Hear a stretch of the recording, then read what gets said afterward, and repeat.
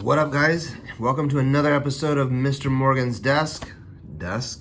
And in this video, we are going to continue our lesson looking at first-hand and second-hand accounts of things that happened. These can be very important for a variety of reasons in both scenarios.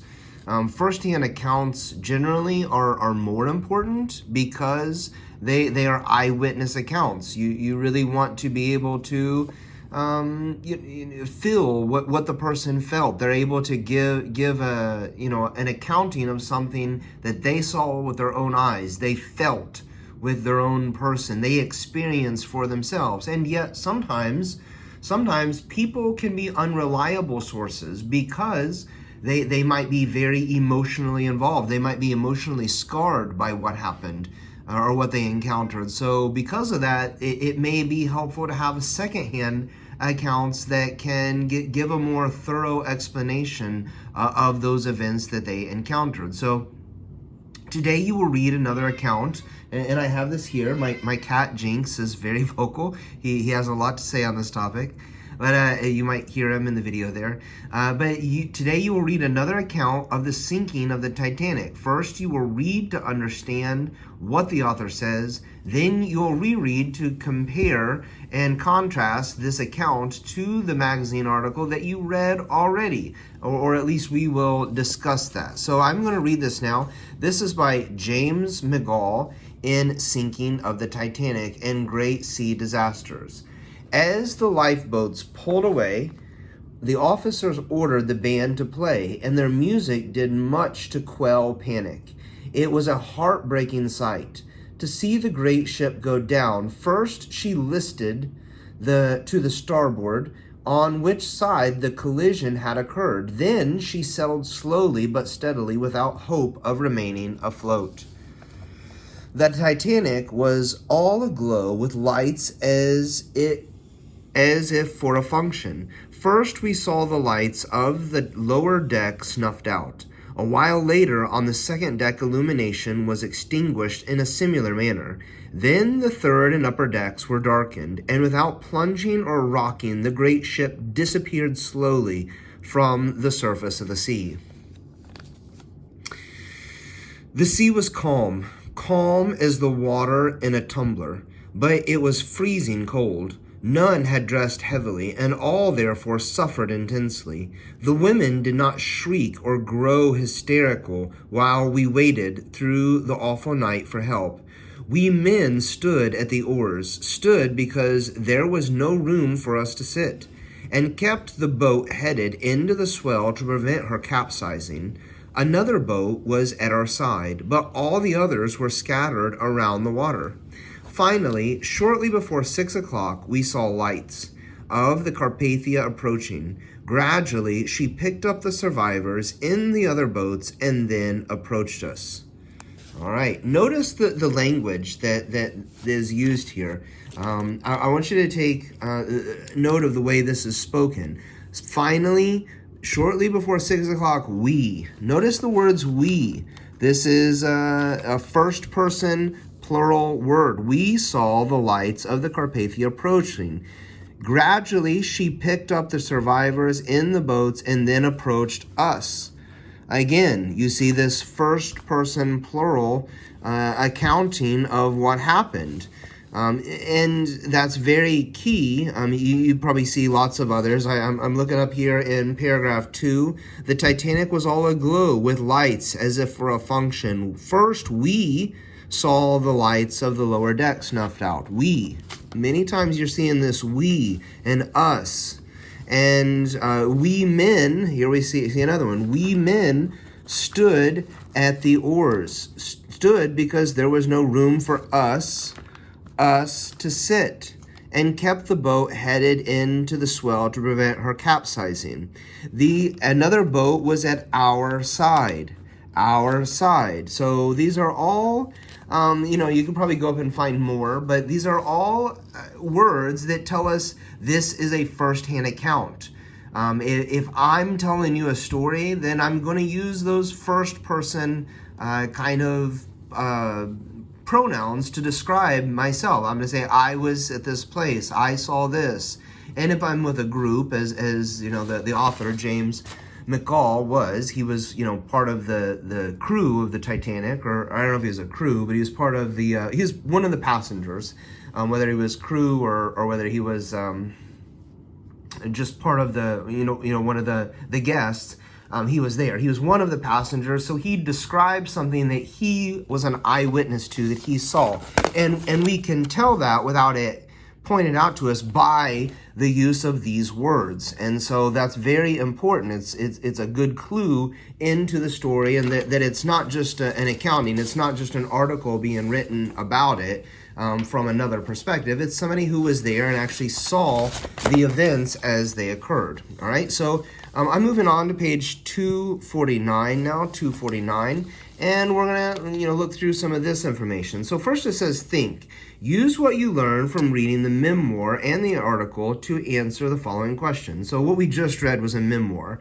He gave an accounting of events that happened over the course of a period of time. He interjected emotion and other things. These are all things that make this a memoir. We actually wrote our own memoir a few weeks back, if you remember. We wrote a memoir of the events that took place on a certain Friday at school. All right, so number 1 says, the facts in the magazine article on page 246 came from earlier news reports and articles about the event. So that was the article that you probably read yesterday.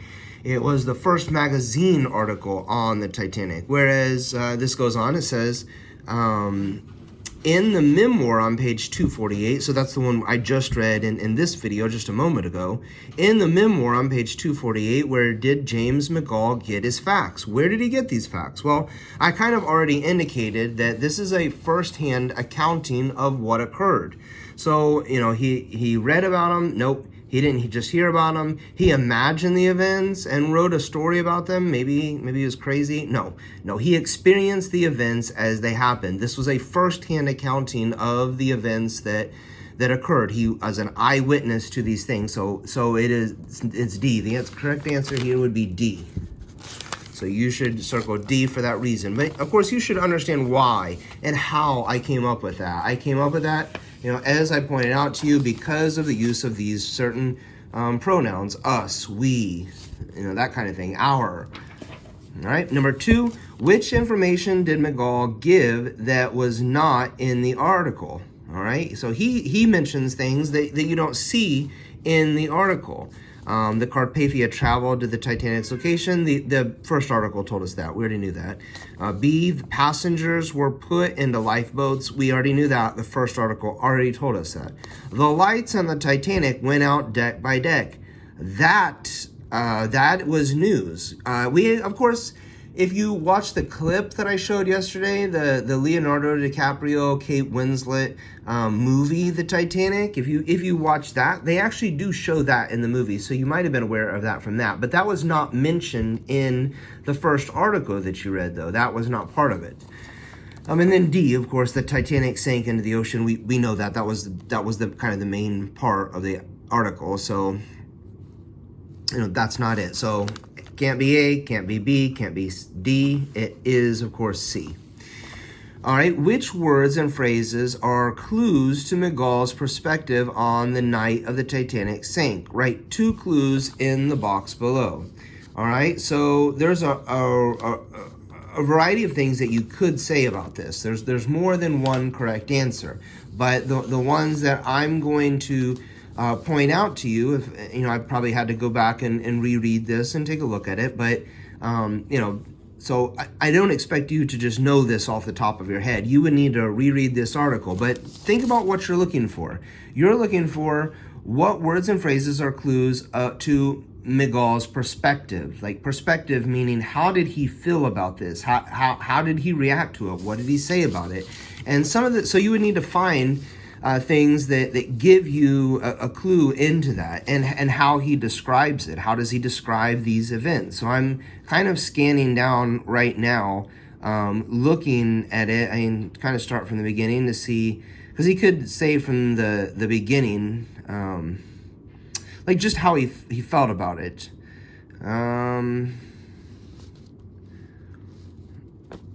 Probably, if not before, the women. Oh, here's a good one. While we waited through the awful night. So he describes the night as awful. So that would be a good one. And you could just, quote, here I'm going to write quotation marks as I'm quoting. I'm going to write through, T-H-R-O-U-G-H, through the awful, A-W-F-U-L, night. Through the awful night. So that kind of gives us a good impression. He felt that it was an awful night. It wasn't a good night. Obviously, he was on a ship that sank. Lots of people died. So that's probably, that kind of you can imagine why he feels that way. But we did need to find the clue that showed what it was. So I'm looking for another one because they wanted to give us to give two. Side scattered abroad. Finally. All right, I didn't really see too much down here. There's probably, it has this two. There must be another one up here somewhere. I thought maybe there would be something in the very first paragraph that kind of gives us a clue into it. But it's a glow, it's function. Is there anything that describes how he feels about it or something that he says or something like, the women did not shriek or grow hysterical? Well, that's not really describing his feeling. All right, I might need to read this a little more closely. Sometimes you actually have to, actually, I did read it a little more closely, and right at the very beginning, I see a good one. It was a heartbreaking sight.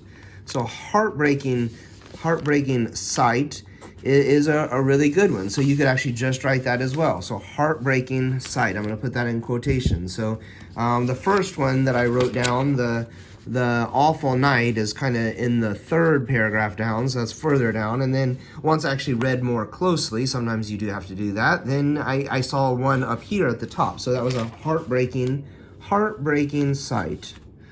Heartbreaking sight, G-H-T. All right, so not too bad. All right, hopefully you were able to get that down.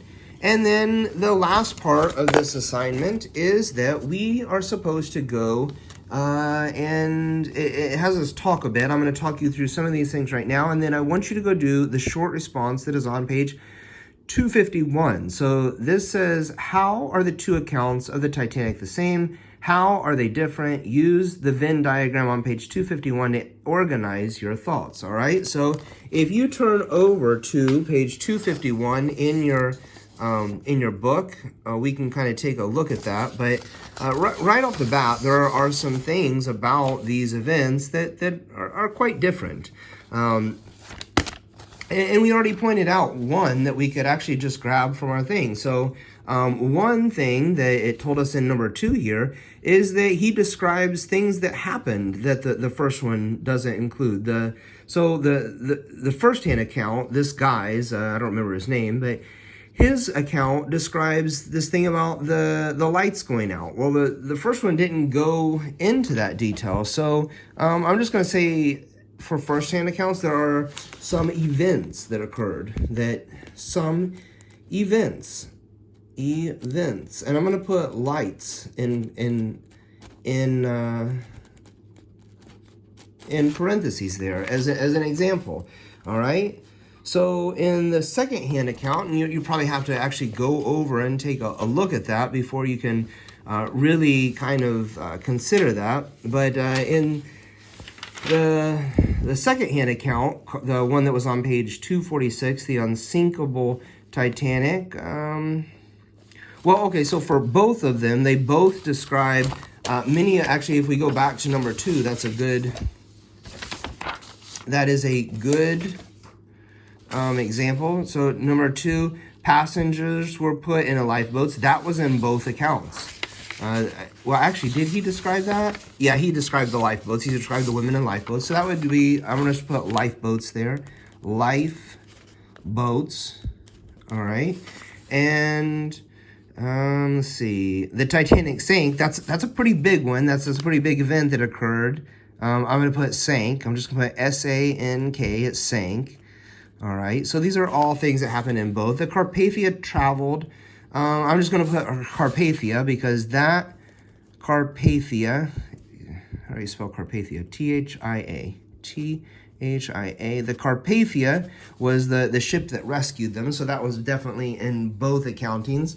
And I don't know exactly what happened in the second one, so we're going to need to look a little bit more closely at the second accounting to kind of look at that. And I'm looking over at that one now. This is The Unsinkable Titanic by Julian Green. Okay, so I don't know, I think this might be a detail. So it was largest passenger steamship ever built. So that would probably, I don't remember the guy in the eyewitness count. He doesn't note that. So largest passenger, was it? Largest passenger steamship. I'm just going to put Titanic. Probably don't need to write that per se. Titanic. And then I'm going to put colon and say largest passenger steamship ever built.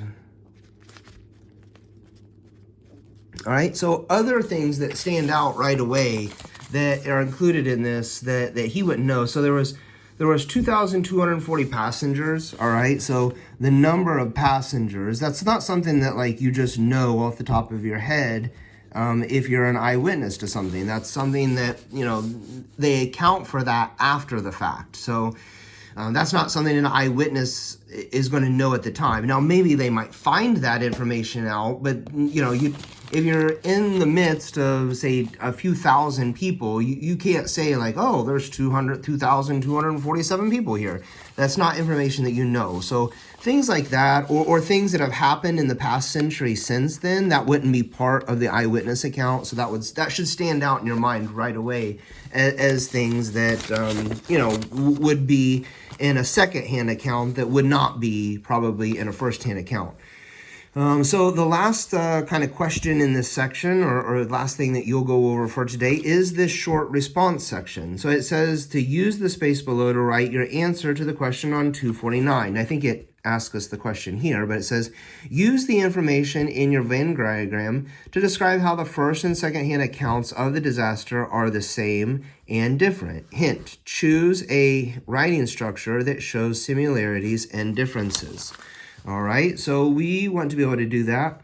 I'm trying to think if I really want to write down an example for you, or if I want to have you guys do it, because I have described some of the things that you do know. So like in a secondhand account, you would see details or like facts that have come up since that time, or that have been discovered later on that eyewitnesses would not have been aware of. So that's something that you might describe here. Use the information in your Venn diagram to describe how the first and second-hand accounts of the disaster are the same and different. So there's more like facts and details about the larger picture that come up in the second-hand account. And then in the first-hand account, there's more like he describes emotional things. That's probably one where, I'm just going back to that paper. Yeah, so he describes it through an awful night. It was a heartbreaking sight.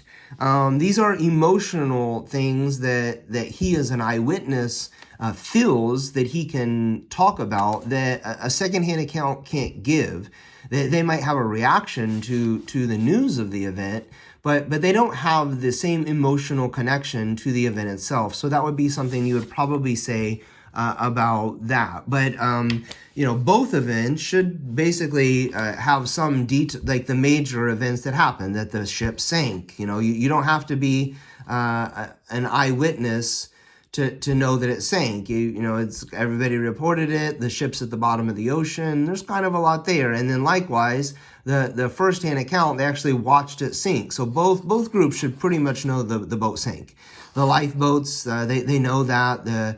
the people were brought home by the lifeboats. So secondhand accounts kind of can give that information. Firsthand accounts, they experience being picked up by the lifeboats. So that kind of or staying on the lifeboats until the Carpathia came. So you can kind of see some of the things that you might experience from a secondhand, or ways that secondhand information might actually be very important, that firsthand accounts probably couldn't give. And then likewise, there's firsthand accounts that maybe the secondhand account can't feel the same way. So those are the things that you should write about in this section. I want you to discuss those differences, and if you can just put down 3, 4, or 5 sentences that discuss what I just told you, that information, then you will get full credit for that, and that will be it for today. Go ahead and write that now. Hopefully I'll give you about 10 to 15 minutes or so to write that down. It really should not take 10 to 15 minutes to write that down, but go ahead and do that now, and that is the end of the video. Enjoy class.